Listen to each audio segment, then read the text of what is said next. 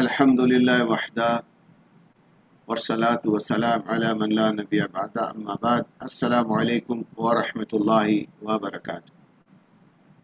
الحمدللہ گئے ہفتے ہمارا جو درس چل رہا تھا جس کا عنوان محبت رسول صلی اللہ علیہ وسلم کے تقاضے، یعنی وہ کون سی چیزیں درکار ہیں، وہ ایسی کیا پری ریکویزٹ ہے کہ جو کرنے سے رسول اللہ صلی اللہ علیہ وسلم کی محبت نمایاں ہوتی ہے۔ حضرت الشیخ شمیم احمد خلیل حفظہ اللہ ہمارے ان دروس کے خطیب اور ہمارے چہیتے مقرر ہیں، جو گئے 2 سال سے تقریباً جب سے کورونا شروع ہوا ہے اور یہ آن لائن زوم یا آن لائن دروس کا سلسلہ شروع ہوا ہے، ہر جمعہ کے بعد قطر سے درس دیتے ہیں، اور قطر اور سعودی عرب کا وقت 1:15 بجے ہوتا ہے۔ انشاءاللہ اگلے جمعہ سے 1 بجے کا وقت شروع ہوگا، کیونکہ ٹھنڈیوں کا موسم شروع ہو رہا ہے، اور جمعہ بھی تقریباً 12:30 بجے سے پہلے یا 12:30 بجے کے بعد تقریباً ختم ہو رہی ہے، اور ہمارے پاس میں 20-25 منٹ ہوتے ہیں کہ ہم 1 بجے درس شروع کریں۔ تو انشاءاللہ اگلے جمعہ سے 1 بجے درس شروع ہوگا، اور یہ درس جب یہاں پر 1 بجے شروع ہوگا تو انڈیا میں تقریباً 3:30 بجے میں سمجھتا ہوں شروع ہوگا۔ دوسری بات یہ ہے کہ ہمارے اس درس میں فضیلت الشیخ تقریباً 45 منٹ درس دیتے ہیں، اور ان 45 منٹ میں فضیلت الشیخ جو بھی عنوان ہوتا ہے اس کو قرآن کریم کے آیاتوں کا مفہوم ایسے سمجھاتے ہیں کہ جیسے ہمارے سلف و صالحین نے سمجھایا ہے، اور جہاں کہیں پر بھی ہمیں صحیح احادیث ملتی ہے انہی احادیث کا ذکر کرتے ہیں یا ریفرنس دیتے ہیں یا سمجھاتے ہیں۔ اسی طرح کوئی تاریخی امور میں کوئی بات آتی ہے تو وہ بھی جب تک کہ صحیح ثابت نہیں ہوتی پیش نہیں کرتے۔ ساتھ ہی ساتھ کوئی ضعیف حدیث یا کوئی باطل منکر یا موضوع من گھڑت حدیث آ جاتی ہے تو اس کو بھی واضح کر کے بتاتے ہیں کہ یہ غلط حدیث لوگوں نے پھیلائی ہے اور صحیح حدیث یہ ہے۔ اب آپ کا اور ہمارا یہ کام ہوتا ہے یہ ساری احادیث، یعنی رسول اللہ صلی اللہ علیہ وسلم کی باتیں، اور رسول اللہ صلی اللہ علیہ وسلم کی باتیں جس کے اوپر ہمیں عمل کرنا ہے، وہ اللہ کے رسول صلی اللہ علیہ وسلم نے کبھی بھی اپنی خواہش سے نہیں بتایا، بلکہ جب تک کہ اللہ سبحانہ وتعالیٰ نے ان کو وحی نہیں کی نہیں بتایا۔ تو آئیے آج ہم اپنے گئے ہفتے کے عنوان کے درس کی کڑی کو آگے بڑھاتے ہوئے انشاءاللہ العزیز محبت رسول صلی اللہ علیہ وسلم کے تقاضے کو خطیب و مقرر حضرت الشیخ شمیم احمد خلیل حفظہ اللہ سے سماعت فرماتے ہیں۔ السلام علیکم ورحمۃ اللہ وبرکاتہ۔ ان الحمد للہ نحمده ونستعینه ونستغفره ونعوذ باللہ من شرور انفسنا ومن سیئات اعمالنا، من يهده الله فلا مضل له ومن يضلله فلا هادي له، واشهد ان لا اله الا الله وحده لا شريك له، واشهد ان محمدا عبده ورسوله، اما بعد فان خير الحديث كتاب الله، وخير الهدي هدي محمد صلى الله عليه وسلم، وشر الامور محدثاتها وكل محدثة بدعة وكل بدعة ضلالة وكل ضلالة في النار۔ اللهم صل وسلم على عبدك ونبيك محمد وعلى آله وصحبه وسلم تسلیما كثيرا كثيرا۔ قابل احترام بزرگوں، دینی اور ملی بھائیوں، محترم خواتین اسلام، محبت رسول صلی اللہ علیہ وآلہ وسلم کے تقاضے سے متعلق ہماری گفتگو چل رہی ہے۔ گزشتہ درس کے اندر میں نے آپ کے سامنے 2 تقاضے پیش کیے تھے محبت رسول کے، جس کا پایا جانا ضروری ہے۔ ایک تو رسول پاک صلی اللہ علیہ وسلم کی تعظیم اور احترام، اور دوسرے رسول پاک صلی اللہ علیہ وسلم کی اطاعت۔ یہ 2 چیزیں گزشتہ درس میں آپ کے سامنے آ چکی ہیں۔ آج ہم آگے بڑھتے ہیں محبت رسول کے تقاضے کو بیان کرتے ہوئے۔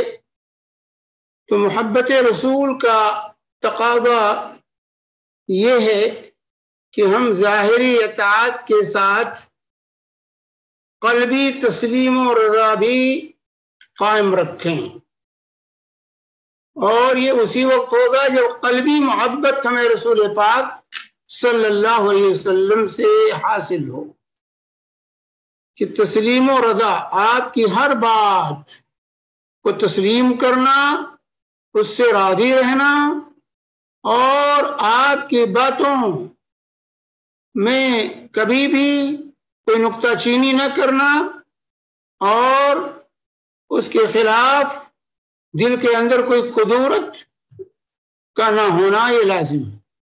جو بات بھی نبی کریم صلی اللہ علیہ وسلم کی ہو، برضا اور رغبت اس کو تسلیم کر لیا جائے، اس پہ راضی برضا رہا جائے۔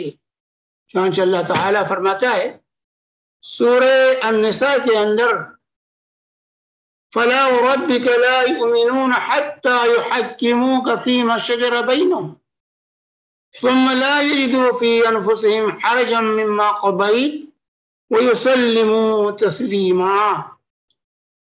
یہ سورہ نساء کی آیت ہے۔ اللہ فرما رہا ہے فَلَا وَرَبِّكَ لَا يُؤْمِنُونَ، تمہارے رب کی قسم، یہ کبھی مومن نہیں ہو سکتے جب تک کہ اپنے باہمی اختلافات میں آپ کو فیصلہ کرنے والا نہ مان لیں۔ پھر جو کچھ آپ فیصلہ کریں اس پر اپنے دلوں میں کوئی تنگی، کوئی کدورت بھی محسوس نہ کریں، بلکہ دل و جان سے اسے تسلیم کر لیں۔ یہ ہے محبت کا تقاضا۔ اگر نبی سے محبت ہے تو نبی کی بات آنے کے بعد اس کے اندر کوئی کھٹک نہیں ہونی چاہیے، دل میں کوئی کھٹک محسوس نہ کریں، کوئی کدورت محسوس نہ کریں، ایسا نہ ہوتا تو اچھا تھا، یہ نہیں مناسب ہے۔ جیسے آج کل فیشن ہو گیا، نبی کے فیصلے آتے ہیں، قرآن و حدیث پہ پیش ہوتی ہے، لیکن لوگ کہتے ہیں نہیں نہیں بھائی، یہ ایسا نہیں ہونا چاہیے۔ آج عام فیشن ہے میرے بھائی ہمارا آپ کا۔ تو یہ محبت کے منافی ہے۔ اگر نبی سے محبت ہے تو نبی کریم صلی اللہ علیہ وسلم کی ہر بات پر سر تسلیم خم ہونا چاہیے، سر تسلیم خم ہونا چاہیے، دل کی گہرائیوں سے اس کو قبول کریں، دل کے اندر کوئی کدورت نہ محسوس کریں کہ نہیں ایسا حکم تو اچھا نہیں ہے، ایسا نہیں ہونا چاہیے، پردے کا حکم کیوں ہو گیا، یہ میراث میں عورتوں کا حصہ مردوں سے کم کیوں ہے، لڑکیوں کا حصہ لڑکوں سے کم کیوں کر دیا گیا ہے، یا اسی طریقے سے بہت سے امور ہیں، یہ 2 شادی کرنے کی اجازت کیوں دی گئی، ایسا نہیں ہونا چاہیے۔ اگر یہ دل میں کدورت ہے تو اس کا مطلب ہے کہ آپ کو رسول پاک صلی اللہ علیہ وسلم سے محبت نہیں، ایمان کے منافی۔ یہاں ایمان کی اللہ تعالیٰ نے نفی کی ہے کہ فَلَا وَرَبِّكَ لَا يُؤْمِنُونَ، آپ کے رب کی قسم لوگ مومن ہو ہی نہیں سکتے جب تک کہ اپنے تمام مسائل میں آپ کو جج اعلیٰ نہ تسلیم کر لیں، اور آپ کی طرف سے جو فیصلہ صادر ہو جائے اس پر سر تسلیم جب تک خم نہیں کرتے، یہاں تک کہ دل کے اندر ذرا بھی کدورت، کھٹک اور کہیں نہ پائی جائے، اس وقت تک مومن نہیں ہو سکتے۔ تو یہ مقام ہے محبت کا، یہ مقام ہے نبی کریم صلی اللہ علیہ وسلم کی محبت کا، کہ آپ کی ہر بات کو تسلیم کرنا ہے، ماننا ہے، ہاں یہ حق ہے، یہ سچ ہے، ایسا ہی ہونا چاہیے.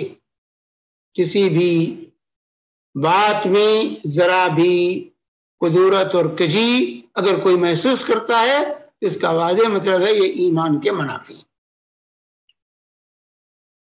اسی لیے جب حارث بن عبداللہ بن عوس کی جو روایت ہے وہ گزشتہ درس میں نے بیان کیا تھا، سنن نبی داؤد کی صحیح حدیث ہے کہ ایک مسئلہ حج سے متعلق انہوں نے حضرت عمر بن خطاب رضی اللہ تعالی عنہ سے پوچھا، اور جب سیدنا عمر بن خطاب رضی اللہ تعالی عنہ نے اس کا جواب دیا تو انہوں نے کہا کہ میں نے رسول پاک صلی اللہ علیہ وسلم سے بھی سوال کیا تھا پہلے، اور آپ نے بھی یہی جواب دیا تھا.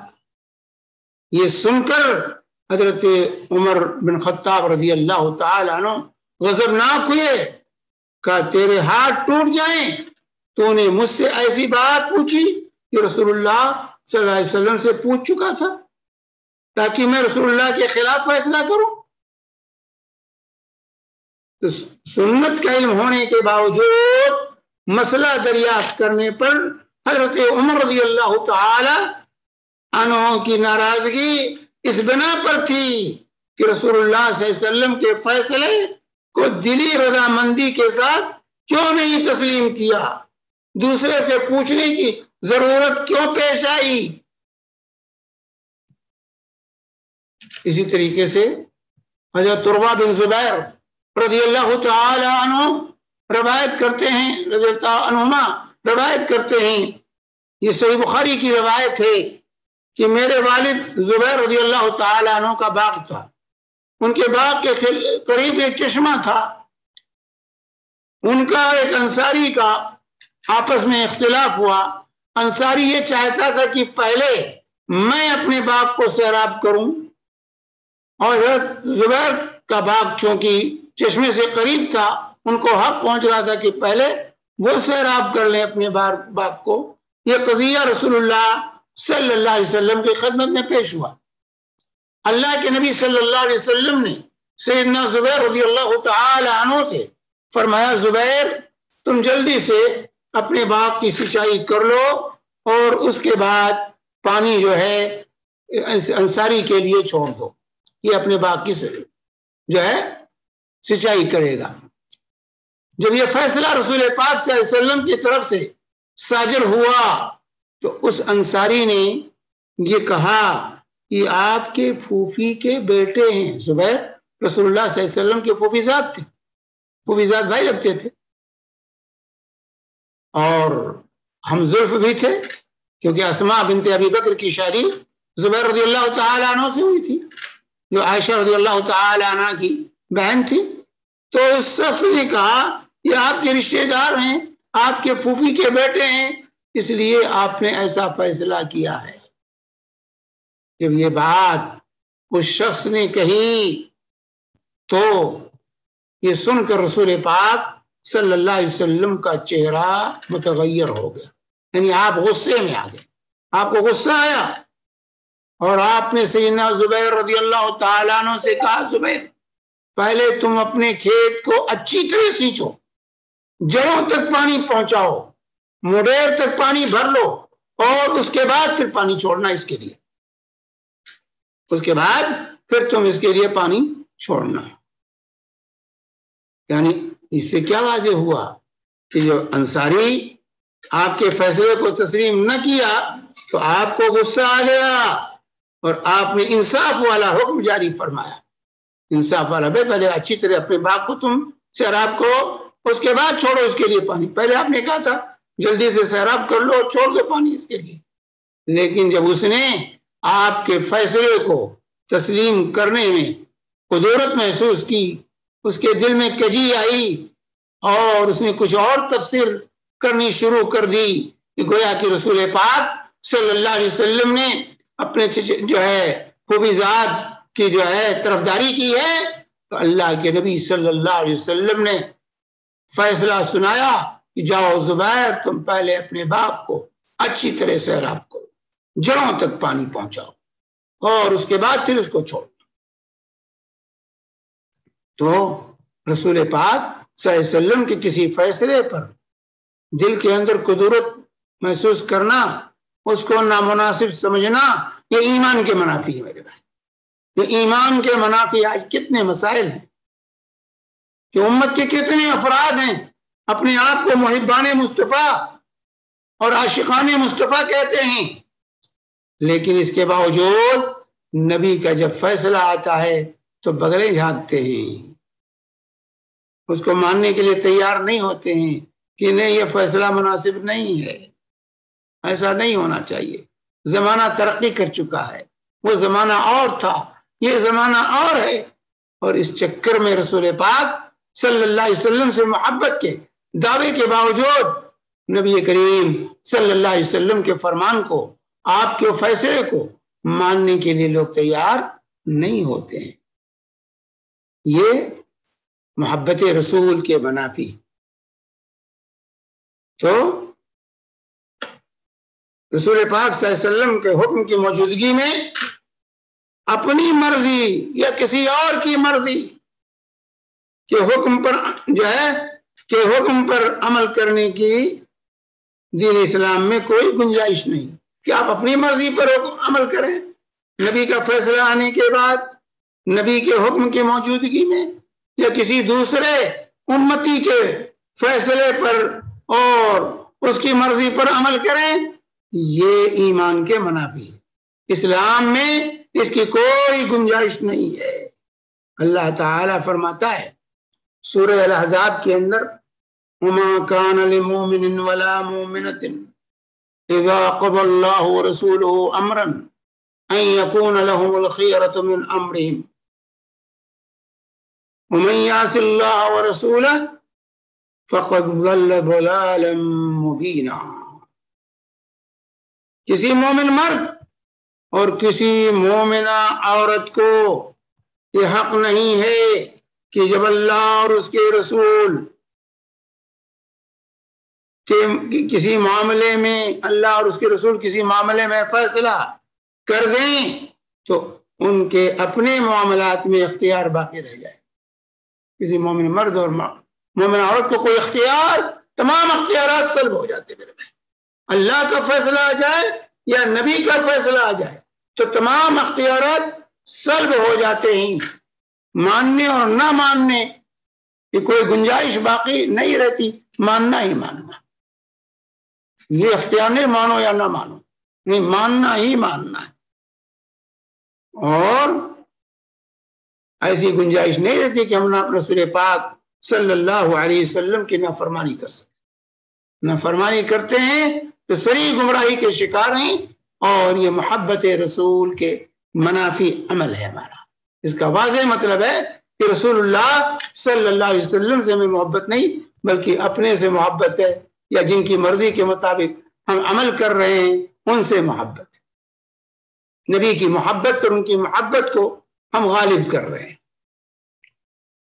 اور اسی طریقے سے اللہ تعالیٰ سورہ حشر میں بیان کرتا ہے، وَمَا آتَاكُمُ الرَّسُولُ فَخُذُوهُ وَمَا نَهَاكُمْ عَنْهُ فَانْتَهُوا وَاتَّقُوا اللَّهَ إِنَّ اللَّهَ شَدِيدُ الْعِقَابِ۔ جو کچھ رسول اللہ صلی اللہ علیہ وسلم تمہیں دیں وہ لے لو، اور جس چیز سے تمہیں روک دیں اس سے رک جاؤ، اور اللہ سے ڈر جاؤ، وہ شدید عذاب دینے والا ہے۔ نبی کی نافرمانی کرو گے تو اللہ کے عذاب سے بچ نہیں سکتے ہو۔ تو نبی کریم صلی اللہ علیہ وسلم سے محبت کا یہ تقاضا ہے کہ ہم ہر بات نبی کریم صلی اللہ علیہ وسلم کے دل سے تسلیم کریں۔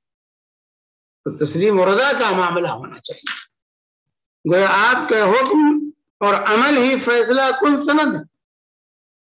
اس حکم کو ماننے یا نہ ماننے اور اس پر ناگواری کے احساس یا عدم احساس پر ہی آدمی کے مومن ہونے یا نہ ہونے کا انحصار ہے۔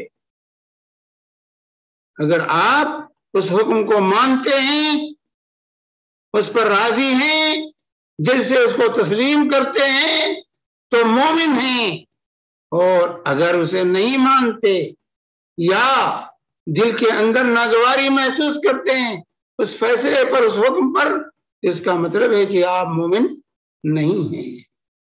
ممکن نہیں کہ مومن اللہ اور اس کے رسول کے کیے گئے فیصلے کے متعلق عدم اطمینان کا شائبہ تک دل میں لائے۔ آج کے مسلمانوں کو دیکھ لیجیے، آج کے مسلمانوں کے دل بیان کریں گے تو وقت کافی چلا جائے گا، وقت ہمارے پاس کم ہے۔ آپ خود اندازہ لگا لیجئے کہ آج کس قدر اللہ اور رسول کے فرامین کی دھجیاں اڑائی جاتی ہیں، اور کس طریقے سے قرآن اور سنت کے احکامات کو ہم پامال کرتے ہیں، اس کو نامناسب سمجھتے ہیں، اور یہ کہتے ہیں یہ ملاؤں کا دین ہے۔ ملاؤں نے دین کو جو ہے مشکل بنا دیا ہے، اور اس کو ماننے سے ہم انکاری ہو جاتے۔ کتنے لوگ تو کہہ دیتے ہیں بھائی ہم اس کو نہیں مانتے۔ تو اللہ رسول کا فیصلہ آنے کے بعد تمام اختیارات سلب، اس کو کسی عدالت میں چیلنج نہیں کیا جا سکتا ہے، کسی کی عدالت میں، نہ تو حکام کی عدالت میں، اور نہ ہی ائمہ کی عدالت میں، نہ فقہا کی عدالت میں، کسی کی عدالت میں اللہ اور رسول کے فیصلے کو چیلنج نہیں کیا جا سکتا۔ لیکن کیا ہمارا طرز عمل یہ ہے؟ محبت کا یہ درجہ ہمیں حاصل ہے؟ کیا ہم اللہ رسول کے فیصلے کو چیلنج نہیں کرتے ہیں، اس کی دھجیاں نہیں اڑاتے ہیں؟ کہتے ہیں ہمارا مذہب یہ ہے، ہمارا مسلک یہ ہے۔ بھائی اللہ رسول کا فیصلہ آنے کے بعد میرے بھائی کیا مسلک ایک مومن کا ہوگا؟ اللہ رسول کی بات پر عمل کرنا آپ کا مسلک ہوگا کہ اللہ رسول کی مخالفت مسلک بنائیں گے آپ؟ تو یہ صورتحال ہے آج یہ صورتحال ہے کہ محبان مصطفیٰ اور عاشقان مصطفیٰ کا دعویٰ کرنے والے قدم قدم پر اللہ رسول کی مخالفت پر کمر بستہ ہیں، اس کو ماننے کے تیار نہیں۔ ابھی عید میلاد النبی کے جلوسوں میں دیکھ لیجیے کس طریقے سے جو ہے اللہ رسول کی مخالفت کی گئی ہے، کس طریقے سے لوگ اللہ رسول کے احکامات کو پامال کیے ہیں، اور کس طریقے سے نبی کریم صلی اللہ علیہ وسلم کی فرامین کی دھجیاں اڑائی گئی ہیں۔ ان جلوسوں کے اندر کیا کیا نہیں کیا گیا؟ کیا یہ اللہ کے رسول صلی اللہ علیہ وسلم کی محبت ہے؟ یہ استہزاء اور مذاق نہیں اللہ کے رسول کا کہ حور بنا کے بیٹھا دیں آپ، حوروں کا جلوس نکالیں اور کہیں یہ نبی کی محبت ہے، میوزک کے ساتھ اللہ رسول کا ذکر کریں، یہ محبت رسول ہے؟ یہ رسول کا احترام ہے یا رسول صلی اللہ علیہ وسلم کی شان میں گستاخی ہے؟ تو اللہ اور رسول کا فیصلہ سب پر مقدم ہے، اس کو دنیا کی کسی عدالت میں چیلنج نہیں کیا جا سکتا ہے، یہ واضح ہونا چاہیے۔ جو ہے آج کی ملاقات میں دوسرا تقاضا جو آپ کے سامنے پیش کرنا چاہتا ہوں وہ اتباع رسول، رسول صلی اللہ علیہ وسلم کی اتباع اور پیروی۔ آپ کہہ سکتے ہیں کہ بھائی اس سے پہلے اطاعت کا تو ذکر آ چکا ہے، تو اتباع اور اطاعت میں کیا فرق ہے؟ اتباع اور اطاعت میں فرق ہے میرے بھائی۔ اطاعت کا معنی یہ ہے کہ حکم کی تعمیل کرنا، حکم کی تعمیل کرنا یہ اطاعت ہے، اور اتباع کا نام ہے مکمل پیروی کا۔ اس کا باقاعدہ حکم دیا گیا ہو یا نہ دیا گیا ہو، اللہ کے رسول صلی اللہ علیہ وسلم سے انتہائی محبت کا یہ تقاضا ہے کہ آپ کی ہر نقل و حرکت کو ہم اختیار کریں، آپ صلی اللہ علیہ وسلم کی پیروی۔ اتباع کا مطلب ہے پیروی، چاہے وہ حکم واجب ہو، فرض ہو نہ ہو، نبی کریم صلی اللہ علیہ وسلم نے کیا ہے اس لیے ہم کریں گے، رسول پاک صلی اللہ علیہ وسلم نے نہیں کیا ایسا اس لیے ہم نہیں کریں گے۔ یہ پیروی ہے، یہ پیروی ہے۔ اور اطاعت یہ ہے کہ آپ نے جو حکم دیا اس کو بجا لائیں اور جس چیز سے روک دیا اس سے رک جائیں، یہ اطاعت ہے۔ اور پیروی اتباع یہ ہے کہ آپ کے ہر ادا کو، آپ کی ہر ادا کو ہم تسلیم کریں اور اس کو بروئے کار لانے کی، اس کے مطابق عمل کرنے کی، اس کو عملی جامہ پہنانے کی ہم کوشش کریں۔ آپ کیسے چلتے تھے، کیسے بیٹھتے تھے، کیسے اٹھتے تھے، کیا چیزیں آپ کو پسند تھی، کیا چیزیں آپ کو ناپسند تھی، ان تمام چیزوں میں ہم رسول پاک صلی اللہ علیہ وآلہ وسلم کی اقتداء اور پیروی کو لازم پکڑیں۔ یہ ہے اتباع رسول اللہ صلی اللہ علیہ وسلم کا۔ تو اتباع کا مفہوم اطاعت کے مفہوم سے زیادہ وسیع ہے۔ صحابہ کرام رضی اللہ عنہم اجمعین کو نبی کریم صلی اللہ علیہ وسلم سے جو والہانہ محبت تھی، اسی کا نتیجہ تھا کہ وہ ہر اس کام کو کرنے کی کوشش کرتے جو نبی کریم صلی اللہ علیہ وسلم نے کیا ہوتا۔ ان کو وہی کھانا پسند ہوتا جو آپ کو پسند ہوتا، جس مقام پر آپ تشریف فرما ہوتے اس مقام کی بھی قدر ان کے یہاں بڑھ جاتی تھی۔ تو رسول پاک صلی اللہ علیہ وسلم کی ہر نقل و حرکت کو صحابہ یہ نہیں کہتے تھے بھائی یہ تو نفل ہے، یہ سنت ہے، یہ مستحب ہے، اس کو کرنے کی کیا ضرورت ہے، جو فرض ہے وہ کر لے کافی ہے۔ صحابہ کے یہاں فرض اور مستحب اور سنت میں فرق نہیں تھا، یاد رکھیں۔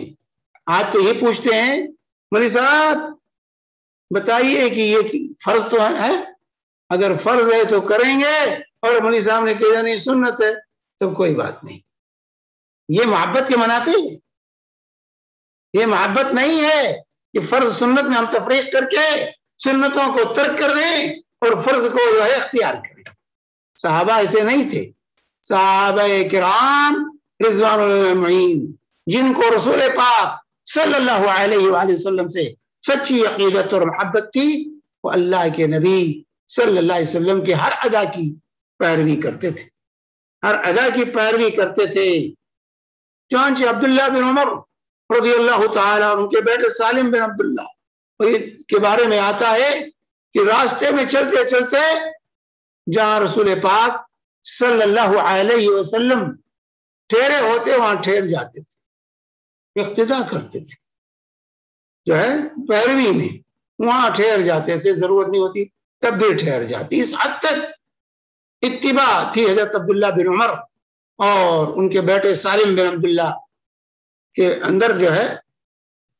تو صحیح بخاری کی روایت ہے، موسیٰ بن عقبہ نے یہ روایت کی ہے حضرت عبداللہ بن عمر اور ان کے بیٹے سالم کے بارے میں کہ ان لوگوں کا یہ اتباع کا جذبہ اس قدر بڑھا ہوا تھا۔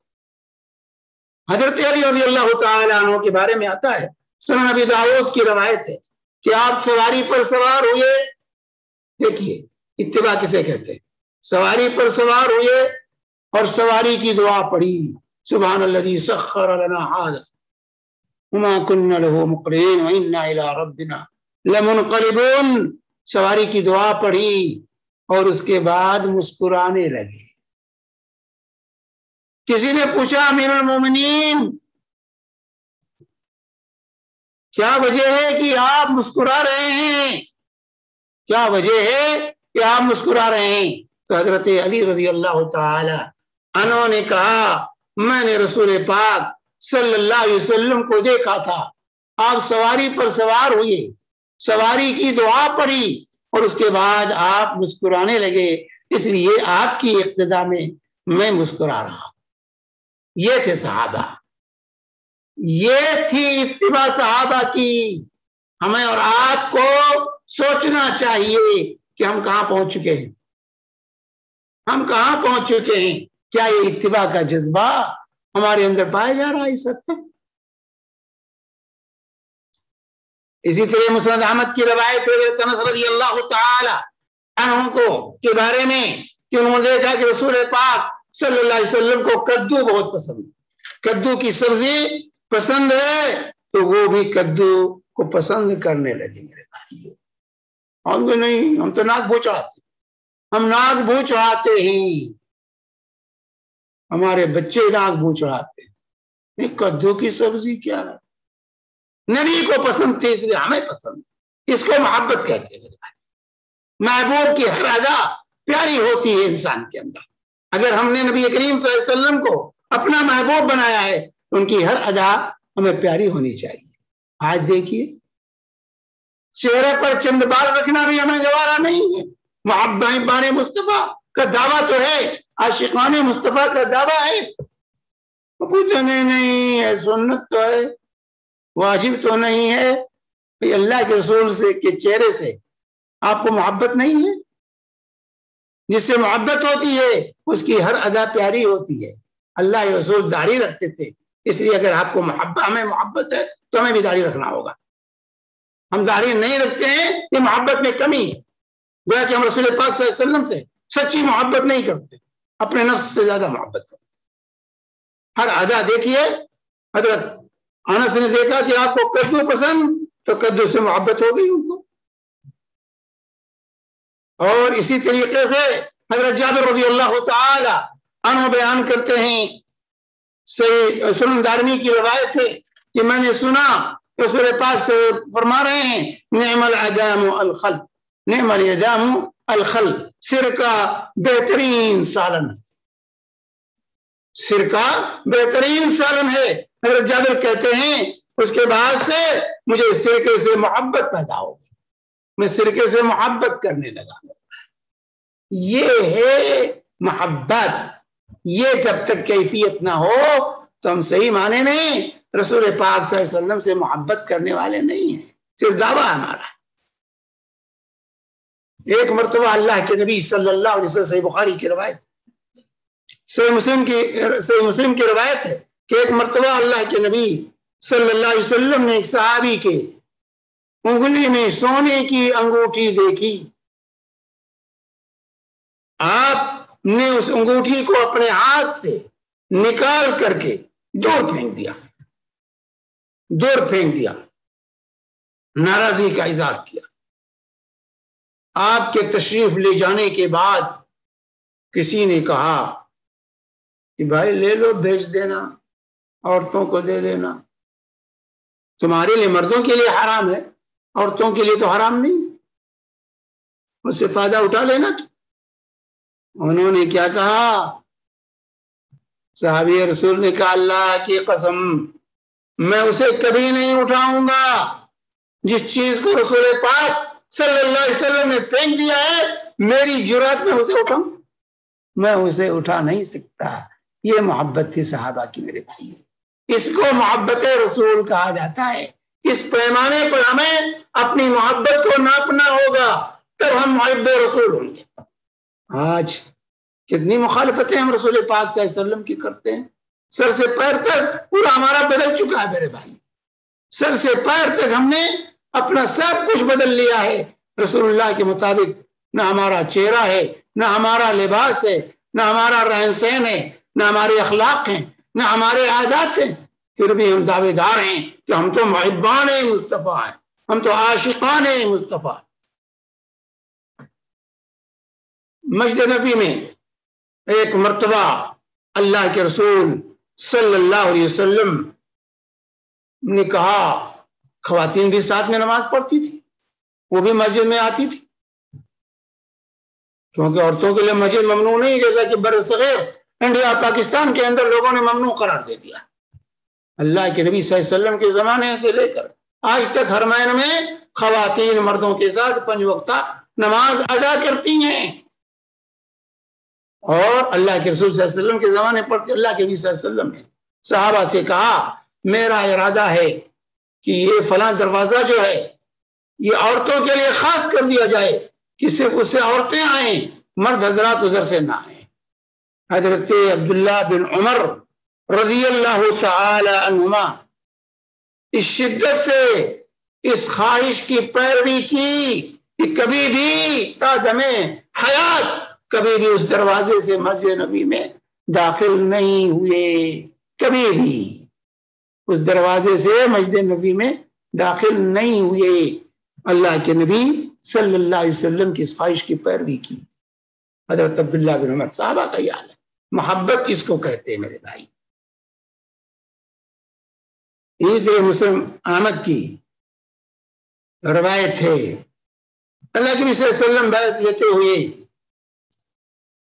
کہا کرتے تھے کہ کسی سے کوئی چیز نہ مانگنا، کسی سے سوال نہ کرنا۔ بس اوقات بعض صحابہ سے آپ نے بیعت لیتے ہوئے یہ کہا کسی سے سوال نہ کرنا۔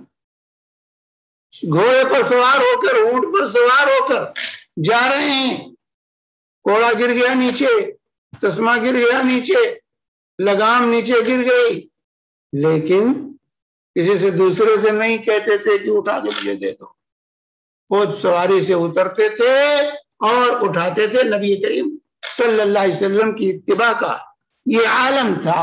اتباع اس کو کہتے، اتباع اور پیروی اس چیز کا نام ہے بھائیو۔ اس طرح بے شمار واقعات ہیں، اگر بیان کیا جائے تو لمبا وقت درکار ہوگا۔ اس سے اندازہ لگائیے کیا واقعی ہم متبع ہیں رسول پاک صلی اللہ علیہ وسلم؟ چند مسائل میں ہم اتباع کر لیتے ہیں، بس اسی میں تمام تو پکے مسلمان، پکے مسلمان، شکل صورت کچھ نہیں۔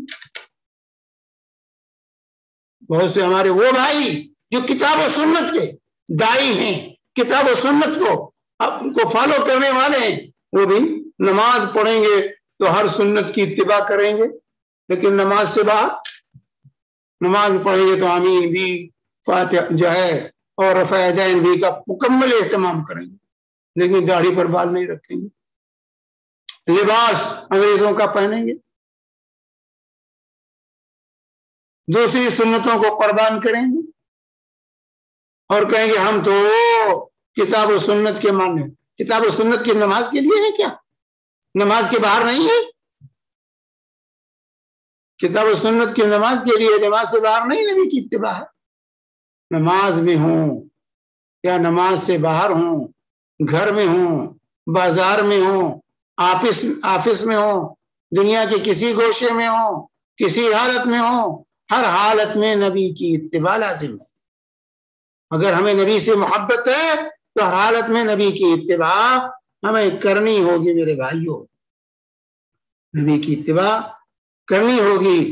لیکن انتہائی افسوس اور بدنصیبی ہے کہ ہم حب رسول کو محض میلاد کی محفل منعقد کرنے اور نعت رسول بیان کرنے کے حد تک سمجھ گئے۔ میلاد کی محفل قائم کر لو اور نعت خوانی کر لو، اس کے جلسے کر لو، کیا دے رہے ہیں کتنے زیادہ خواتین نعت خوانی کی محفلیں قائم کرتی ہیں اور ایسے اڑیاں ہو کر کے نعت پڑھتی ہیں اور پھر اس کو براڈ کاسٹ کرتی ہیں کہ پوری دنیا کے لوگ، تمام مرد دیکھیں۔ وہ کہتی ہیں محبت رسول ہے، یہ محبت رسول ہے، یہ عداوت رسول ہے، یہ رسول اللہ صلی اللہ علیہ وسلم سے عداوت کی جاتی ہے۔ تو نبی کریم صلی اللہ علیہ وسلم کے اسوے حسنہ کو اختیار کرنا یہ محبت ہے صحیح معنی میں رسول اللہ صلی اللہ علیہ وآلہ وسلم سے۔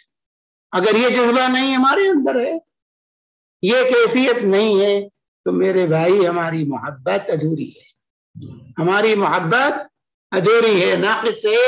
ہم صحیح معنی میں رسول اللہ صلی اللہ علیہ وسلم سے محبت کرنے والے نہیں، صرف جلسے کر لینا، جلوس نکال دینا، یہ محبت نہیں ہے۔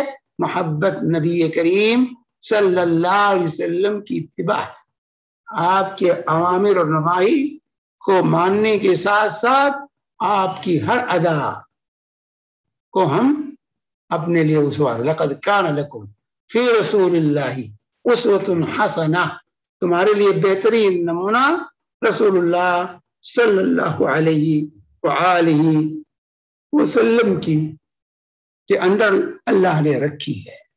آپ ہمارے لیے آئیڈیل ہیں، آپ نمونہ ہیں ہمارے لیے، اس نمونے کے مطابق ہمیں اپنے آپ کو ڈھالنا ہوگا، تب ہماری محبت کا دعویٰ سچ ہے، ورنہ محبت کا دعویٰ میرے بھائیوں جھوٹ، محبت کا دعویٰ یہ جھوٹا ہے۔ اس لیے میرے بھائیوں اس حقیقت کو سمجھیں کہ حقیقی محبت کیا ہے رسول اللہ صلی اللہ علیہ وسلم سے، رسول اللہ صلی اللہ علیہ وسلم سے حقیقی محبت کیا ہے۔ حقیقی محبت کا تقاضا یہ ہے کہ ہم آپ کی سچی اتباع اختیار کریں، آپ کے نقش قدم کو اختیار کریں، آپ کی ہر ادا سے ہمیں محبت ہو، ہر ادا کو اختیار کرنے کی کوشش کریں، جیسا کہ صحابہ کرام رضوان اللہ علیہم اجمعین یہاں پایا جاتا تھا۔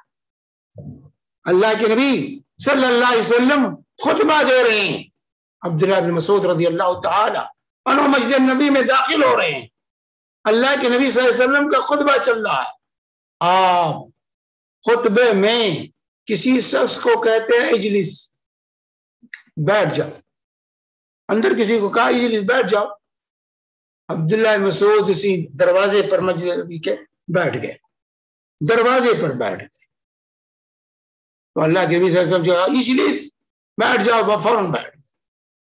یہ اتباع ہے میرے بھائی، انہیں کا پتہ نہیں مجھ کو کہا کہ کس کو کہا کہ کس کے لیے حکم ہے، یہ سب میں صحابہ نہیں جاتے تھے، جو حکم آئے فوراً سر تسلیم خم۔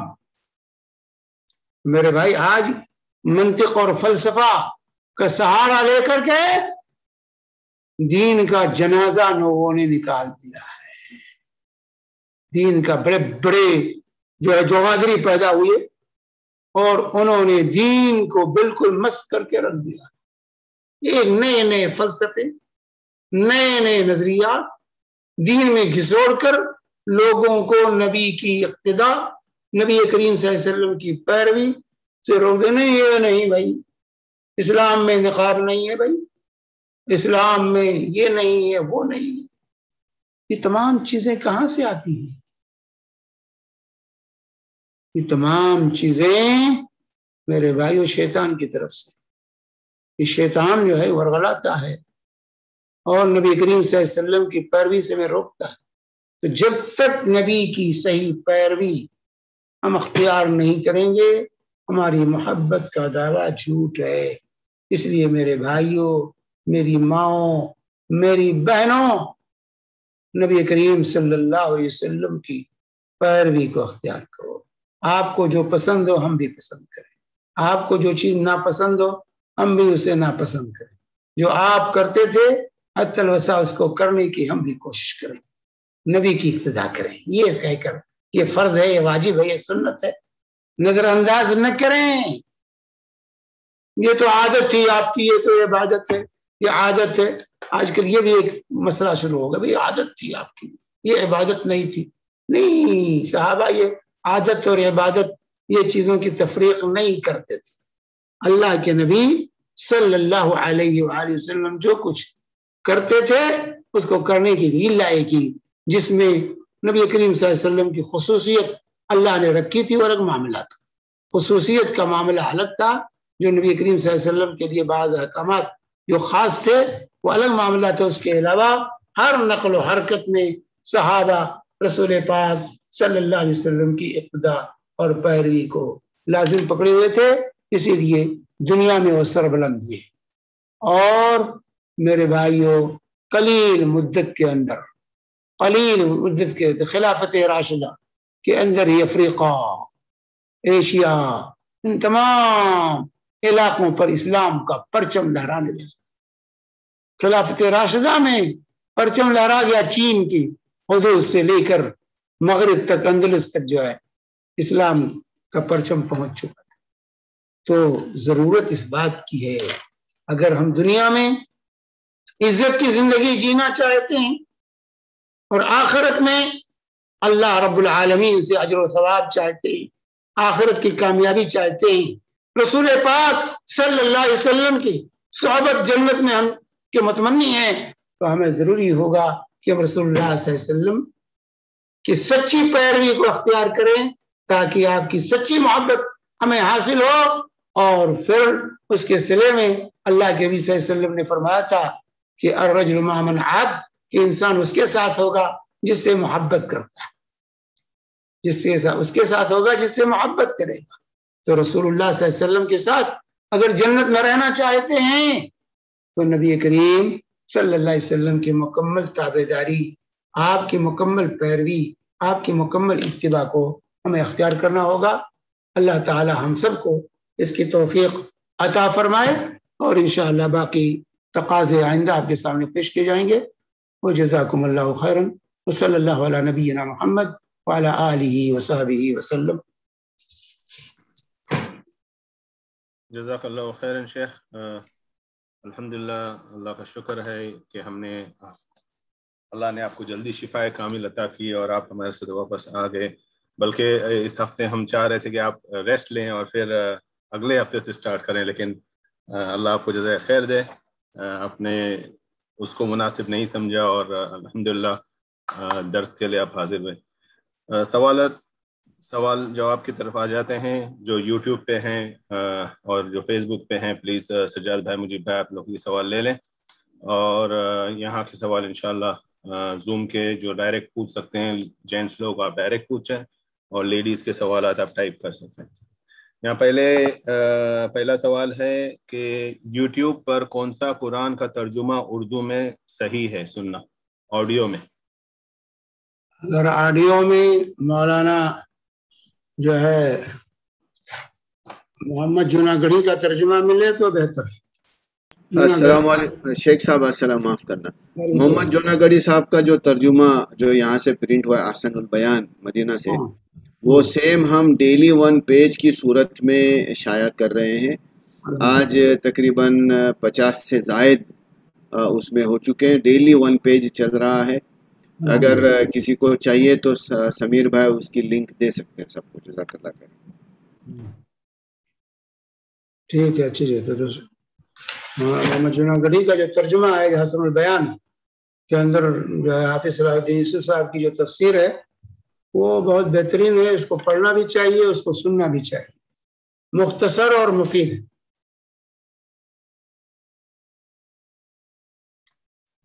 السلام علیکم. Before we continue with question and answers, just ایک اعلان ہے کہ انشاءاللہ جو لوگ بعد میں جوائن ہوئے انہوں نے نہیں سنا ہوگا یہ اعلان, کہ انشاءاللہ ہم اگلے ہفتے سے 1 بجے شروع کریں گے, اور جو درس ہمارا وہ 1 بجے شروع ہوگا قطر سعودی کے ٹائم سے, جو 3:30 بجے ہیں انڈیا کے ٹائم کے حساب سے.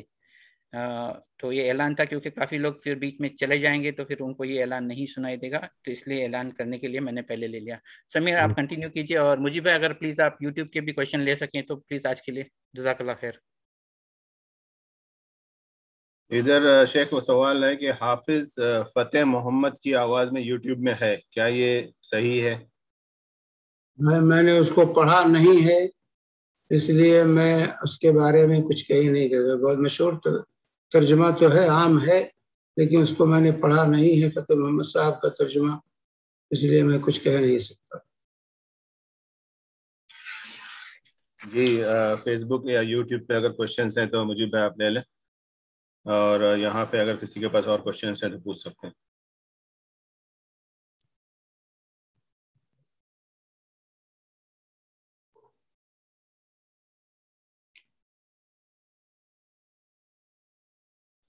لگتا ہے سوال کم ہیں. مطلب بھائی آپ کے پاس انڈیا کے کوئی سوال؟ ایک منٹ, ایک یوٹیوب پہ سوال ہے, ایک سیکنڈ میرا دیکھو. معراج رضوی صاحب کا سوال ہے, کیا چاول کھانا صحیح رہے گا؟ مطلب کیا رسول اللہ کبھی چاول نہیں کھائے تو کیا صحیح رہے گا؟ بھائی چاول اس زمانے میں تھا ہی نہیں. چاول عرب میں اس زمانے میں کہتے ہیں نہیں تھا، اس لیے اس کا کوئی ذکر نہیں آیا ہے، ذکر نہیں آیا. لیکن بعد کے ادوار میں صحابہ کے زمانے میں چاول پایا گیا ہے، صحابہ نے چاول کھایا ہے. تو یہ نہیں کہ اللہ کے رسول صلی اللہ علیہ وسلم نے چاول نہیں کھایا تو ہم نہیں کھائیں گے. ہوتے ہوئے اگر اللہ کے رسول نہ کھاتے تو نہیں کھانا چاہیے. لیکن جو ہے جب تھا ہی نہیں وہ، اس کے بارے میں یہ کہا کہ اللہ کے رسول نے نہیں کھایا چاول تو ہم نہیں کھائیں گے، یہ غلط استدلال ہے. اگر چاول ہوتا، آپ کو پیش کیا جاتا اور آپ نہ کھاتے تو کوئی کہتا ہے اللہ کے رسول نے نہیں کھایا اس لیے ہم نہیں کھاتے، ٹھیک ہے، اچھی بات ہے. لیکن چونکہ چاول تھا نہیں اور غذا میں جو ہے اس طرح کی چیزیں اصل اباحت ہے، کلوا واشربو میں جو ہے معقولات اور مشروبات میں اصل اباحت ہے کہ ہر کھانا اور ہر جو ہے حلال ہے، الا یہ کہ مباح ہے، الا یہ کہ جس سے اللہ کے نبی صلی اللہ علیہ وسلم نے روک دیا. تو اباحت جو مباح چیزیں ہیں اس کو استعمال کر سکتے. تو چاول کھانے میں کوئی قباحت نہیں. اگر چاول ہوتا اور آپ نہ کھاتے تو کہہ سکتے تھے نبی کی محبت میں ہم چاول نہیں کھاتے ہیں، ٹھیک ہے، اچھی بات ہے. لیکن چاول تھا ہی نہیں، اس لیے یہ حکم نہیں لگایا جا سکتا. جی شیخ، یہاں پہ سوال ہے کہ جنت میں پورا خاندان ساتھ ہوگا انشاءاللہ، تو ایسے میں جو رسول صلی اللہ علیہ وسلم کے ساتھ ہو وہی اللہ کے رسول کے ساتھ ہوگا، یا اس کے پورا خاندان رہے گا، یا وہ اس کے خاندان کو چھوڑ کے ان کے ساتھ رہے گا؟ دیکھیے میرے بھائی، جنت کا معاملہ دنیا میں سمجھا نہیں جا سکتا، سمجھے؟ دنیا کا جنت کا معاملہ دنیا میں پر قیاس نہیں کیا جا سکتا ہے. بھائی اللہ تعالیٰ نے فرمایا وَأَلْحَقْنَا بِهِمْ ذُرِّيَّتَهُمْ، ہم لوگوں کے ان کی اولاد کو ان کے ساتھ ملا دیں گے، ماں باپ کے ساتھ ان کی اولاد بھی ہوگی. یہ بھی اللہ تعالیٰ نے فرمایا. اللہ کے بھی صلی اللہ علیہ وسلم نے فرمایا الرجل مع من احب، انسان جس سے محبت کرتا ہے اس کے ساتھ ہوگا. اور بہت سے لوگوں سے کہا انا وکافل یتیم کہاتین یوم القیامہ، ہم اور یتیم کی کفالت کرنے والے اس طرح ہوں گے. مختلف نیکیوں کے بارے میں اللہ کے صلی اللہ علیہ وسلم نے اپنی دونوں انگلیوں سے اشارہ کیا ہے. تو جو ہے ہمارا ایمان ہے. اب اس کی کیفیت کیا ہوگی، کیفیت اللہ بہتر جانتا ہے. اس کیفیت کو ہم بیان نہیں کر سکتے کہ کس کیفیت کے ساتھ ہوں گے. یقیناً جب اللہ کے رسول صلی اللہ علیہ وسلم نے کہا ہے تو آپ کی بات غلط نہیں ہو سکتی ہے. ہم ساتھ ہوں گے اللہ کے رسول، اگر ہمیں سچی محبت ہے. لیکن ساتھ ہونے کی کیفیت کیا ہوگی، اس سے پہلے بھی وہ ذکر آیا تھا. ایک صحابی نے کہا تھا کہ یا رسول اللہ، جو ہے دنیا میں جب آپ مجھے یاد آتے ہیں تو میں فوراً دوڑا ہوا چلا آتا ہوں، آپ کا دیدار کر کے جو اپنے دل کو سکون و اطمینان پہنچاتا ہوں، تسلی ہو جاتی ہے. لیکن مجھے فکر ہے کہ مرنے کے بعد آپ کا دیدار، السلام علیکم، آپ کا مقام بلند ہوگا اور ہم کہیں ہوں گے. تو اسی موقع پر اللہ کے نبی صلی اللہ علیہ وسلم نہیں کہا تھا کہ انسان جس سے محبت کرتا ہے اس کے ساتھ ہوگا. ہاں کیا؟ وعلیکم السلام. نصیر بھائی تھوڑا سا صبر کیا کریں، جب شیخ جواب دے دیں اس کے بعد آپ. جی آپ کا سوال کر سکتے ہیں ابھی. السلام علیکم ورحمۃ اللہ وبرکاتہ. السلام ورحمۃ اللہ وبرکاتہ. معافی چاہتا ہوں، میں کنفیوز ہو گیا تھا اس لیے میں کلک کر دیا. بچے تھے گڑبڑ کرتے. اچھا مولانا، الحمدللہ. مولانا نماز استسقاء کا طریقہ کیا ہے؟ اللہ کے رسول صلی اللہ علیہ وسلم کیسے پڑھے تھے بارش کی نماز کے بارے میں؟ بارش کی نماز عید کی نماز کی طرح، 2 رکعت عید کی نماز کی طرح، کصلاۃ العید، عید کی نماز کی طرح 2 رکعت نماز پڑھی ہے، تکبیرات زوائد کے ساتھ. تکبیرات زوائد کے ساتھ جو ہے کصلاۃ العید آیا ہے. عید کی نماز کی طرح استسقاء کی نماز پڑھی جائے. خطبہ بھی ہوگا اس میں مولانا؟ ہاں خطبہ بھی دے گا، خطبہ بھی دے گا، کیونکہ اللہ کے رسول صلی اللہ علیہ وسلم نے خطبہ دیا تھا کہ ان الشمس والقمر لا يجتمع لا ينكشفان لموت احد ولا لحیاته. یہ اللہ کی نشانیاں ہیں، کسی کی موت اور حیات کی وجہ سے ان کو گرہن نہیں لگتا. جب یہ تم دیکھو تو اللہ کی طرف نماز کی طرف دوڑ پڑو. شیخ وہ دعا کرتے وقت ہاتھ الٹے رکھنے؟ ہاں صحیح مسلم کی جو روایت ہے کہ استسقاء میں جو دعا کی جائے گی اس طرح سے، تو اشارہ ہے تاکہ اللہ تبارک تعالی حالات کو بدل دے. اور جو گترا ہے اس کو بھی الٹا ایسے کیا جائے گا، اور گترا کو بھی الٹا کیا جاتا ہے، رائٹ؟ اور کپڑے اگر آپ چادر اوڑھے ہوئے ہیں، بشت پہنے ہوئے ہیں تو اس کو بدلیں گے.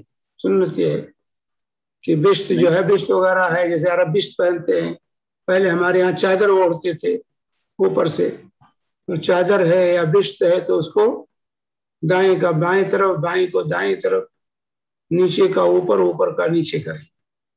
ننگے پیر جائیں گے مولانا؟ ہاں ننگے اگر پیر ننگے پیر جا سکتے ہیں تو ننگے پیر جائیے، اچھی چیز ہے. لازم نہیں ہے ننگے پیر جانا، لیکن ننگے پیر جائیے. جی شیخ، عادت تو ڈالنی چاہیے ننگے پیر چلنے کی. بہت سی بیماریاں ننگے پیر چلنے سے ختم ہو جاتی. ماشاءاللہ ماشاءاللہ، جزاک اللہ خیر. جزاک اللہ خیر مولانا، شکریہ. السلام علیکم. شیخ یہاں پہ ایک سوال ہے کہ کھڑے ہو کر پانی پینے کا کیا حکم ہے؟ کھڑے ہو کر پانی نہیں پینا چاہیے، الا ہے کہ ضرورت کے وقت پینا جائز ہے. بلا ضرورت کھڑے ہو کر پانی پینا صحیح نہیں ہے، کیونکہ اللہ کے نبی صلی اللہ علیہ وسلم کی حدیث ہے کہ اس کے ساتھ شیطان پیتا ہے. جو کھڑے ہو کر پانی پیتا ہے اس کے ساتھ شیطان پیتا ہے. ایک صحابی پی رہے تھے تو اللہ کے نبی صلی اللہ علیہ وسلم نے فرمایا کہ جو ہے، کیا تم یہ پسند کرو گے کہ تمہارے ساتھ بلی پانی پیے ایک ساتھ؟ تو کہا کہ نہیں. تو کہا کہ اس سے بدتر نے تمہارے ساتھ پانی پیا ہے شیطان. شیخ البانی رحمہ اللہ نے اس روایت کو صحیح قرار دیا ہے. تو اسی لیے اصل یہ ہے کہ کھڑے ہو کر کھانے پینے سے پرہیز کیا جائے، لیکن اگر ضرورت ہے تو پھر جائز ہے. جسے اللہ کے صلی اللہ علیہ وسلم نے بعض مواقع پر جو ہے کھڑے ہو کر پانی پیا ہے. جیسے زمزم کا کنویں پر گئے، پانی پلایا جا رہا تھا، آپ نے وہاں کھڑے ہو کر پانی پیا، کیونکہ کنویں کے پاس بیٹھنے کا اور آج کل کے کنویں کی طرح نہیں تھا اس وقت معاملہ ماضی میں. تو جو ہے آپ نے کھڑے ہو کر وہاں پانی پیا. تو جہاں ضرورت ہو تو کھڑے ہو کر پانی پینا جائز ہے، اور بلا ضرورت کھڑے ہو کر پانی نہیں پینا چاہیے. بچنا چاہیے پانی کھانے پینے سے بلا ضرورت. جی شیخ. مطلب بھائی آپ سوال کر سکتے ہیں، یہاں پہ اور ویسے 2 سوال اور ہیں. جی مطلب بھائی. السلام علیکم ورحمۃ اللہ وبرکاتہ. شیخ صاحب. وعلیکم السلام ورحمۃ اللہ وبرکاتہ. شیخ صاحب جزاک اللہ خیر. آپ کی طبیعت ابھی ریسنٹلی ٹھیک ہو یار آپ؟ الحمدللہ. جزاک اللہ خیر. شیخ صاحب ایک بھائی کا سوال تھا تو ان کے طرف سے پوچھ رہا ہوں میں. شیخ صاحب قضا نماز کے بارے میں تھوڑا بتائیں گے آپ کہ نماز کون سی قضا نماز کیا ہے اور وہ کب تک پڑھ سکتے، کون سی ظہر سے اثر قضا نماز کی قضا جو نمازیں کسی وجہ سے چھوٹ گئی ہیں، جو نمازیں کسی وجہ سے چھوٹی ہیں اس کی قضا اس کو پڑھنا ضروری ہے. جیسے اللہ کے نبی صلی اللہ علیہ وسلم کی حدیث ہے، من نام او نسیا فلیصلیھا اذا ذکرھا. جو بھول جائے یا سو جائے تو جب یاد آئے، جب بیدار ہو اس نماز کو پڑھ لے. تو جیسے عذر ختم ہو اس نماز کی ادائیگی، گرچہ وقت نکل چکا ہے، عذر جیسے ختم ہو اس نماز کو پڑھنا ہے، قضا کرنی ہے. لیکن بلا کسی سبب کے اگر کوئی جان بوجھ کر کے نماز چھوڑا ہے تو اس کی قضا نہیں ہے. زندگی بھر پڑھتا رہے گا تب بھی وہ قضا پوری نہیں ہوگی وہ نماز. تو قضا صرف ان نمازوں کے لیے ہے جو کسی عذر کی بنیاد پر انسان سے چھوٹ گئی.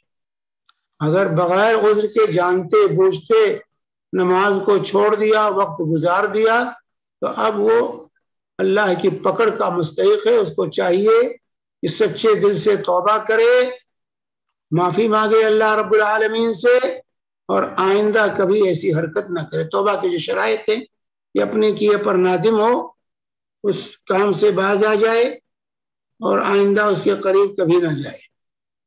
یہ توبہ کے شرائط میں سے.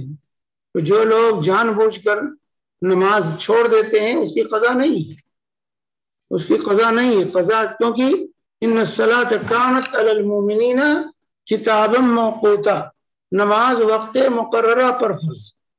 وقت سے پہلے اگر کوئی نماز پڑھ لیتا بلا عذر تو اس کی نماز بھی نہیں ہوگی.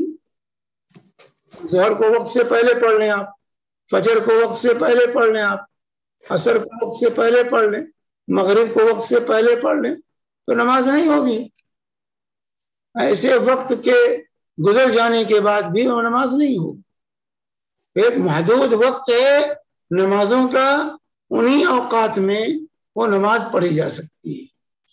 صرف ظہر اور عصر اور مغرب عشاء کے معاملے میں جمع بین الصلاتین کی رخصت دی گئی ہے ضرورت کے تحت, کہ ایک وقت میں ظہر کے وقت میں عصر پڑھ لیں, یا عصر کے وقت میں ظہر جمع کر لیں, مغرب میں عشاء جمع کر لیں, یا عشاء میں مغرب جمع کر لیں, ضرورت کے تحت, بلا ضرورت نہیں.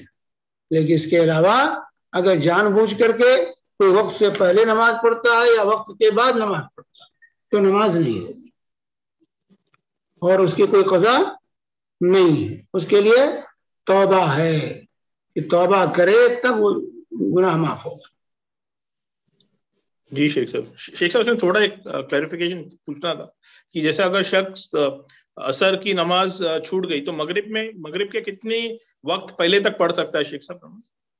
دیکھیے عصر کی نماز چھوٹ گئی یعنی جماعت چھوٹ گئی آپ کہہ رہے ہیں. جی جماعت چھوٹ گئی شیخ صاحب, جماعت چھوٹ گئی ہے تو مغرب سورج غروب ہونے تک پڑھ سکتا ہے. من ادرک رکعۃ من العصر قبل ان تغرب الشمس فقد ادرک العصر. اللہ کے نبی صلی اللہ علیہ وسلم فرماتے ہیں جس نے عصر کی ایک رکعت پڑھنے کا موقع پا لیا سورج غروب ہونے سے پہلے, اس نے عصر کا وقت پا لیا, وہ نماز پڑھ لے, گرچہ اس کے نماز کے دوران سورج غروب ہوتا رہے, اس کو نماز شروع کر دینی چاہیے. سمجھ بات ہے؟ جی شیخ صاحب, ایک رکعت پڑھنے کا بھی موقع مل جائے تو نماز کا وقت آپ کو مل گیا ہے, آپ نماز شروع کر دیں فوراً. جی شیخ صاحب, جزاک اللہ خیر. جی شیخ صاحب یہاں پہ سوال ہے کہ شیخ میں اپنے بیٹے کو مدینہ بھیجنا چاہتی ہوں, اس کے لیے کیا کرنا ہوگا تعلیم کے لیے؟ 11 سال کا ہے, میں علی گڑھ میں رہتی ہوں, اگر دلی بھیجوں تو کیسے ہوگا؟ دیکھیے بچے کو اگر آپ مدینہ یونیورسٹی میں داخلہ کرانا چاہتی ہیں, انڈیا میں کسی دینی ادارے میں اس کو پہلے داخل کریں جہاں کی سند مدینہ یونیورسٹی میں منظور ہے. جیسے دلی میں جو ہے جامعہ اسلامیہ سنابل ہے, اس کی سند جو ہے جامعہ اسلامیہ میں منظور ہے. تو آپ علی گڑھ میں ہیں, دلی آپ سے قریب ہے, اس کو پہلے سنابل میں داخل کر دیں اور اس کے بعد آپ کا بچہ انشاءاللہ مدینہ یونیورسٹی پہنچ جائے گا. جامعہ سنابل میں داخل کر دیں کیونکہ قریب دلی ہے. ویسے بنارس میں جامعہ سلفیہ ہے, وہاں سے بھی بچے جاتے ہیں. تو جن اداروں کا الحاق جامعہ اسلامیہ سے ہے, جس کی سندیں منظور ہیں, اس ادارے میں آپ پہلے داخل کیجئے, وہاں پڑھائیے اور پھر انشاءاللہ وہاں پڑھ لیتا ہے, عالمیت کا کورس کر لیتا ہے, تو پھر انشاءاللہ اس کا داخلہ آسانی سے جامعہ اسلامیہ میں ہو جاتا ہے. شیخ یہاں پہ سوال ہے کہ ذہن کو تیز کوئی بھی چیز یاد آ جائے اس کے لیے کوئی دعا ہے کیا؟ ہاں, ذہن کو تیز کرنے کے لیے کوئی چیز یاد آ جائے, یاد کرنے کے لیے تو کوئی دعا ہے؟ اللہ کا ذکر کثرت سے کریں, اللہ کو یاد کریں, اللہ ذہن تیز ہوگا. تو کیا ہے آیت ہے قرآن کی جو ہے قرآن کی آیت ہے کہ جب تم بھول جاؤ تو اللہ کو یاد کرو, کوئی چیز بھول جائے تو اللہ کا ذکر کرو, وہ چیز یاد آ جائے گی. کثرت سے استغفار کرو, استغفار کرو, کثرت سے یاد کرو اللہ کو, وہ چیز یاد ہے. ربی زدنی علما. لا تقولن لشيء إني فاعل ذلك غدا إلا أن يشاء الله اور اس کے آگے جو ہے تو اللہ کا ذکر جو ہے یہ انسان کے ذہن کو کھولتا ہے. شیخ وہ قرآن کی ایک آیت ہے نا وَاذْكُرْ رَبَّكَ إِذَا نَسِيتَ. ہاں وہی آیت میں کہہ رہا تھا وہ یاد نہیں. وَاذْكُرْ رَبَّكَ إِذَا نَسِيتَ، جب بھول جاؤ تو اللہ کو یاد کرو. تو اللہ کی یاد سے جو ہے نسیان ختم ہو جائے گا، وہ چیز یاد آ جائے گی. جی جزاک اللہ خیر. شیخ یہاں پہ سوال ہے کہ لوگ کہتے ہیں کہ زمزم کھڑے ہو کر ہی پینا چاہیے، تو یہ دونوں میں سے کون سا حکم صحیح ہے؟ ایسی کوئی شرط نہیں زمزم کے لیے. جس حالت میں ہے اسی حالت میں پی لیجیے. زمزم کھڑے ہو کے پینے کے لیے نہیں کہ اللہ کے صلی اللہ علیہ وسلم نے کہا کہ زمزم کھڑے ہو. آپ نے زمزم کنویں پہ گئے تو وہاں کھڑے ہو کر پیا آپ نے، لیکن وہاں کنواں تھا، وہاں بیٹھنے کی کوئی جگہ نہیں تھی. آپ جان سکتے ہیں پرانے کنویں کیسے ہوتے تھے، وہاں کوئی بیٹھنے کا مقام نہیں ہوتا تھا. تو ہاں ایسی جگہ ہے تو آپ کھڑے ہو کے پیجیے. تو زمزم کے لیے کھڑے ہونے کا اہتمام کرنا یہ ثابت نہیں ہے. ہمارے سمیر بھائی سوال، دو سوال ہے یوٹیوب پر. پہلا سوال ہے کیا 5 وقت کے فرض نماز کے بعد ہاتھ اٹھا کر دعا مانگنا صحیح ہے؟ فرض نمازوں کے بعد جو ہے ہاتھ اٹھا کر دعا کرنا یہ ثابت نہیں. پھر رسول اللہ صلی اللہ علیہ وسلم کی سنت نہیں ہے. آپ نے کبھی بھی فرض نمازوں کے بعد ہاتھ اٹھا کر دعا نہیں کی ہے. فرض نمازوں کے بعد آپ اذکار کرتے تھے، دعائیں پڑھتے تھے، لیکن ہاتھ نہیں اٹھاتے تھے. تو فرض نمازوں کے بعد سنت ہے کہ اذکار کریں. جو اذکار رسول پاک صلی اللہ علیہ وسلم نے بتلائے ہیں ان اذکار کا اہتمام کریں. ہاتھ اٹھا کر دعا نہ کریں، کیونکہ اگر ہاتھ اٹھانے کی عادت ڈالتے ہیں تو یہ بدعت ہوگی. کیونکہ اللہ کے رسول نے جو کام نہیں کیا وہ کرنا بدعت. من عمل عملا لیس علیہ امرنا فہو رد. جو کوئی ہمارے یہاں عام طور سے رائج، عام طور سے ہمارے بر صغیر میں یہ رائج ہے کہ فرض نماز کے بعد جو ہے لوگ دعا ہی کرتے ہیں اور مسنون اذکار جو ہیں اس کو بھول جاتے ہیں، اس کو نہیں کرتے. دعا کی وجہ سے بھی ایک بدعت ایجاد ہوتی ہے تو اللہ تعالیٰ ایک سنت اٹھا لیتا ہے. تو فرض نمازوں کے بعد جو اذکار کی سنت ہے وہ آج بر صغیر میں مفقود ہے. اذکار کوئی جانتا نہیں ہے، صرف ہاتھ اٹھائیں گے، 2-4 کلمات کہیں گے اور چہرے پر ہاتھ کریں گے، چلتے بنیں گے. جزاک اللہ خیر. یہ غلط ہے، سنت کے خلاف. جزاک اللہ خیر. شیخ ایک سوال آیا ہے یوٹیوب کے اوپر، نوکری کی وجہ سے نماز نہ پڑھ سکے تو کیا ظہر، عصر، مغرب اور عشاء کی نماز کے ساتھ نماز رات کو ایک ساتھ رات میں قضا کر سکتے ہیں؟ ایسی نوکری سے گزر، ایسی نوکری کو چھوڑ دینا چاہیے جو نماز سے مانے ہو. ایسی نوکری جو نماز سے ہمیشہ مانے ہو. یعنی بسا اوقات کبھی کوئی آ جائے ضرورت وہ الگ معاملہ ہے، لیکن ہمیشہ آپ جو ہے ظہر، عصر، مغرب، عشاء سب ایک ساتھ پڑھیں، یہ جائز نہیں ہے. ایسی نوکری کرنی جائز نہیں جو نماز سے مانے ہو. جزاک اللہ خیرن. ایک سوال ہے جمعہ کا غسل کیسا کیا جائے؟ جیسے روزانہ کا غسل کرتے ہیں اسی طرح جمعہ کا غسل بھی ہے. روزانہ غسل کرتے ہیں وہی غسل جمعہ کا بھی ہے. کوئی الگ طریقہ جمعہ کے غسل کا نہیں ہے. اور روزانہ اور جمعہ کا غسل ایک ہو جائے تب؟ ہاں روزانہ کا جو غسل ہے ہاں جس کی طرف آپ کا اشارہ ہے وہ، اور جمعہ کا غسل جمعہ کے دن کیسا کریں؟ اچھا دونوں جمع ہو جائیں. جی جی جی ہاں دونوں جمع ہو جائیں تو علماء کی ایک جماعت کہتی ہے کہ ایک غسل کافی ہے دونوں کے لیے. یعنی جیسے ہم بستری کیا انسان نے جمعہ کے دن تو ہم بستری کا بھی غسل اس پر واجب ہے اور جمعہ کا غسل بھی ہے. تو کیا کرے گا وہ؟ کیا ایک غسل کافی ہوگا؟ تو اکثر علماء کہتے ہیں ایک غسل کافی ہے. لیکن جو ہے شیخ البانی رحمہ اللہ کی جو تحقیق ہے کہ نہیں، اس کو دونوں غسل واجب ہے، اس لیے 2 غسل کرنا ہوگا. پہلے ہم بستری کی نیت سے پانی ڈالے اور اس کے بعد جمعہ کی نیت سے پانی ڈالے. یہ 2 اقوال ہیں علماء. جی شیخ ایک آخری سوال یوٹیوب پر ہے، کیا عاشق رسول کہنا صحیح ہے؟ کیا عشق کے لفظ کا استعمال ہوا ہے؟ نہیں، عاشق رسول کہنا یہ گستاخی ہے رسول اللہ صلی اللہ علیہ وسلم کی شان میں۔ عربی زبان میں عشق کا اطلاق جنسی محبت پر ہوتا ہے، جنسی محبت کو عشق کہتے ہیں عربی زبان میں، اسی لیے قرآن و حدیث میں کہیں بھی یہ لفظ استعمال نہیں کیا گیا ہے۔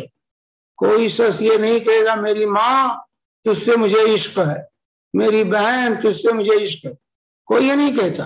لیکن اللہ اور رسول کے لیے آج لوگ عام طور سے عاشقان مصطفیٰ، عاشق الہی نام بھی رکھتے ہیں، عاشق الہی، تو یہ گستاخی ہے اللہ اور رسول کی شان میں۔ اللہ اور رسول کے ساتھ محبت ہوتی ہے، خلت ہوتی ہے۔ محبت کا سب سے اونچا درجہ خلت کا ہے کہ انسان خلیل ہو جائے کسی کا۔ اسی لیے صحابہ عام طور سے آپ پڑھیں گے حدیث میں اوسانی خلیلی صلی اللہ علیہ وسلم، گزر وغیرہ کی روایتیں ہیں، اوسانی خلیلی صلی اللہ علیہ وسلم، میرے خلیل صلی اللہ علیہ وسلم نے مجھے وصیت کی۔ تو خلت یہ محبت کا سب سے اونچا درجہ ہے۔ خلت کے مقام کو حاصل کرنے کی انسان کو کوشش کرنی چاہیے۔ عشق یہ عربی زبان میں جنسی محبت کے لیے استعمال ہوتا ہے، اپنی معشوقہ کے لیے آپ استعمال کیجئے، بیوی کے لیے استعمال کیجئے، شوق سے استعمال کیجئے، لیکن یہ لفظ پاکیزہ محبت کے لیے نہیں، یہ ماں بہن کے لیے استعمال کیا۔ اردو میں بھی عشق کا لفظ، اردو میں بھائی اردو میں بھی عشق کا لفظ جو ہے، اردو ہو یا عربی ہو، عشق کا لفظ کہاں سے آیا اردو میں؟ عربی ہی سے لیا گیا نا۔ عشق کا لفظ اردو میں عربی ہی سے ماخوذ ہے۔ اردو کوئی مستقل زبان تھوڑے ہے، یہ مکسچر ہے، مختلف زبانوں کے الفاظ اس میں داخل ہیں، مختلف زبانوں سے لیا ہے انہوں نے۔ تو یہ تو شعراء کا تخیل رہا، اور شعراء عام طور سے جو ہے رافضی اور شیعہ رہے ہیں۔ اردو ادب جن کے گود میں پلی ہے، شیعوں کے گود میں پلی ہے، اس لیے وہ شیعوں کے اطوار اور وہ تمام چیزیں اس زبان میں موجود ہیں۔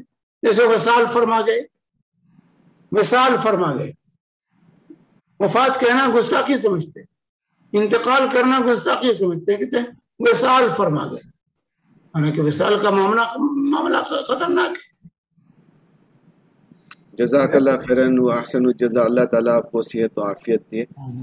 شیخ ایک سوال آیا ہے سید شفیع صاحب کا ہمارے زوم پر ہی، امیر بھائی نہیں دکھائی دے رہے اس لیے میں پوچھ رہا ہوں، کیا فرض نماز کے لیے مسجد جانا واجب ہے؟ اگر مسجد قریب ہو تو گھر میں نماز پڑھنے کا کیا حکم ہے؟ اگر مسجد دور ہو تو کیا حکم ہے؟ دیکھیے، اگر مسجد کے اذان کی آواز آپ کے کانوں تک گھر تک پہنچتی ہے، کتنے فاصلے پر آپ کا مکان ہے کہ مؤذن اگر اذان دے تو اس کی آواز آپ کو پہنچے، تو آپ کو مسجد میں جانا ضروری ہے۔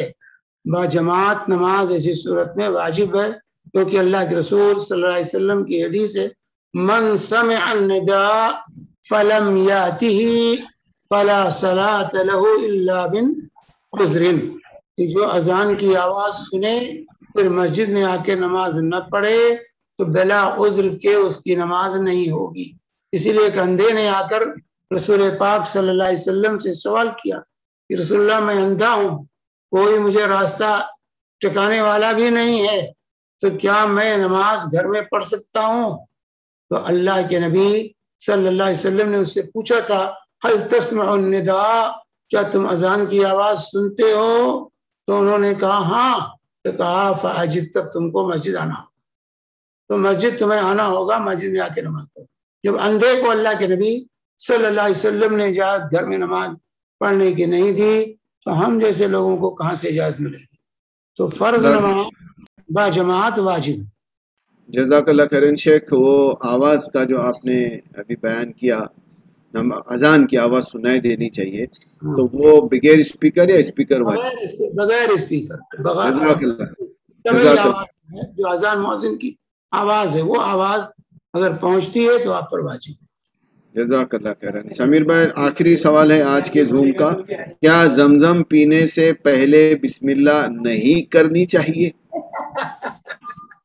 ہر کھانے پینے سے پہلے بسم اللہ پڑھنا، سم اللہ وکل بیمینک، بسم اللہ کہو اور دائیں ہاتھ سے کھاؤ۔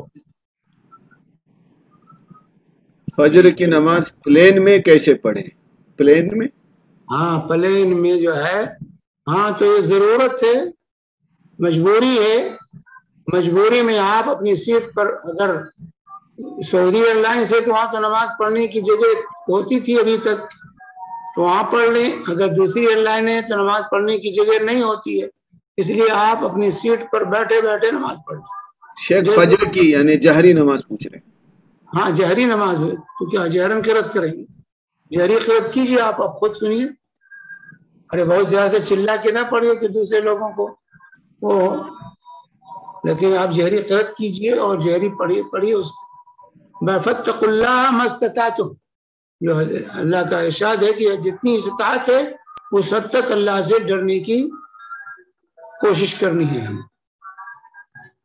تو اگر قبلہ رخ نہیں ہو سکتا تب بھی کوئی حرج نہیں، بیٹھ کے نماز پڑھیں گے، کھڑے نہیں ہو سکتے تب بھی کوئی حرج نہیں، کیونکہ مجبوری ہے. مجبوری میں جو ہے نماز اس طرح سے جائز. جی ایک سوال آپ مس کیے مجھے بھائی. شیخ ایک سوال ادھر اوپر یہ تھا کہ اگر بازار گئے ہوں اور وہاں عورتوں کے نماز کے لیے اہتمام نہیں ہو یا مسجد میں جگہ نہ ہو تو نماز چھوٹ جائے تو کیا وہ نماز قضا ہو گئی؟ نہیں، اگر وقت کے اندر ہے، ہر نماز کا اول وقت اور آخر وقت ہے. اگر آخر وقت سے پہلے پڑھ لیا تو نماز ہو جائے گی ان کی، وہ قضا نہیں. قضا کب ہوتی ہے؟ جب وقت نکل جائے. یہ نہیں کہ جماعت چھوٹ جائے تو قضا ہو گئی. جب وقت نکل جائے نماز کا تب نماز قضا مانی جاتی ہے.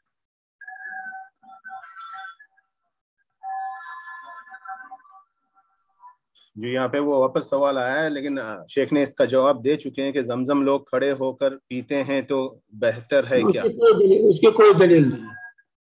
یہ شیخ نے جواب دے چکے تھے اس سے پہلے. جی مجیب بھائی اور کچھ ہے آپ کے پاس؟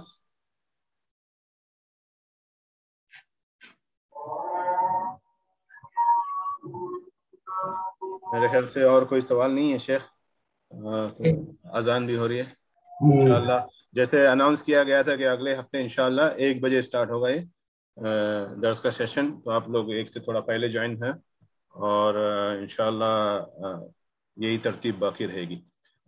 شیخ سمیر ایک سوال ہے وہاں پہ، سوال ہے یا کسی نے لکھا ہے کہ یوٹیوب پر مولانا محمد جناگر کی اردو میں قرآن کا پورا ترجمہ موجود ہے جو پروفیشنل اردو دوست دارالسلام کی طرف سے پڑھا ہوا ہے، کیا یہ سن سکتے ہیں؟ یہ لنک ہے اس کی، پلیز بتائیں.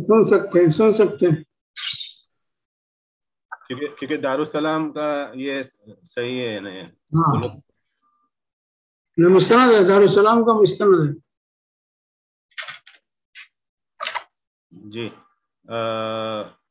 شیخ ہفتے کی اور پیر کی کلاس ہوگی آپ کی انشاءاللہ؟ چلو، تو جیسے شیخ نے کہا کہ ہفتے کے دن یہ قرآن کی تفسیر ہوتی ہے اور پیر کے دن انشاءاللہ خلفائے راشدین پہ درس ہے. اسی کے ساتھ انشاءاللہ آج کا سیشن ختم ہوتا ہے. شیخ دعا کریں.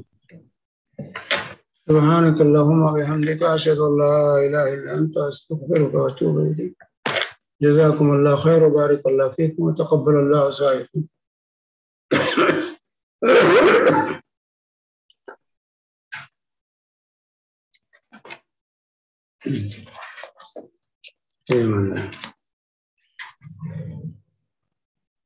جی بھائی روم کلوز کر سکتے ہیں.